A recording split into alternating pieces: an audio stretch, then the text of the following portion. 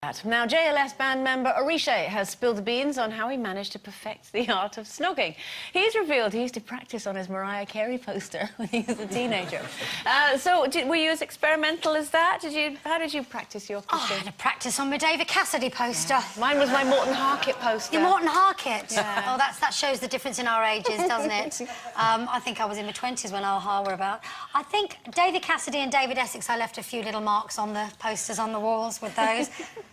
But I practised kissing with my friend Danielle at school. We were round at her house one night, and Mum and Dad were in the living room, and we like playing camps in the dining room. And we put like a sheet over the dining chairs, and we got under there, and we were just mucking about. And there was this boy that I liked called Lee, and there was this boy that she liked, and it was his friend. I can't remember his name. But I said, I wonder what it'd be like to kiss him, and we just started going into this like role play thing, and she started talking like, should I be Lee? I don't even know how it happened. And she went, I'll be Lee. And so I started saying, oh, how are you, Lee? She went, I'm all right, Lee, so how are you? And the next thing I know, we sort of got our arms around each other and we had a kiss. How old were you? Brilliant. Oh, 13, I think, something like that. This is the joy of going to stage school. But it was great, it was lovely, and I learnt a lot from Danielle, and I want to thank her wherever you are today. I learnt a lot from you. I didn't go to stage school, so I had no girlfriends who would, you know, pretend to be blokes for me. So I had quite an intense relationship with my pillow. I used to pretend in my head that I'd booked into a hotel, because I was 12, right? That's what I did. So I booked into this hotel, and oh, there was only one room left, but a gentleman had come at night, and he needed somewhere to stay. Would I mind if I shared the bed with this... Well, it was a pillow, but I pretended it was a bloke.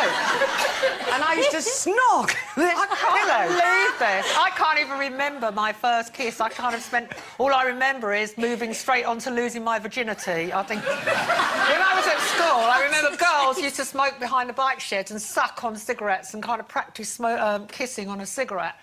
But they must have been rubbish. This weird thing about licking a photo, when I first had a column in a national newspaper years and years and years ago, I was very thrilled. My picture was on the top of the column, and the first letter I got from a reader, and he said, Dear Janet, I've got a thing about you. I like to lick your picture every day. Did he say where? Like, was it a full length or a headshot? It was just my head. Oh, he just licked my head, and I was wearing Until you fell to pieces, until you turned into papier-mâché. Yeah. Perhaps he was a stamp collector.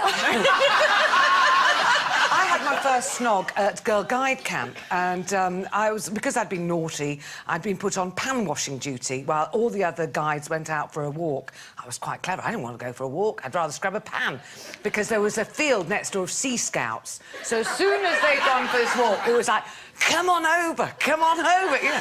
So I was having a snog with, I was about 12, with a boy called David, and the guide captain came back, and she was so angry, she was so cross. She was a tall woman, she was like you, Janet.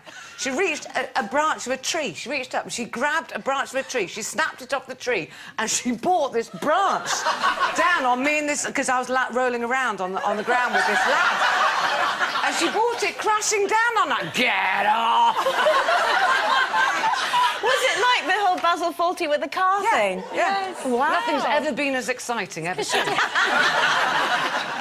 Right, it's break.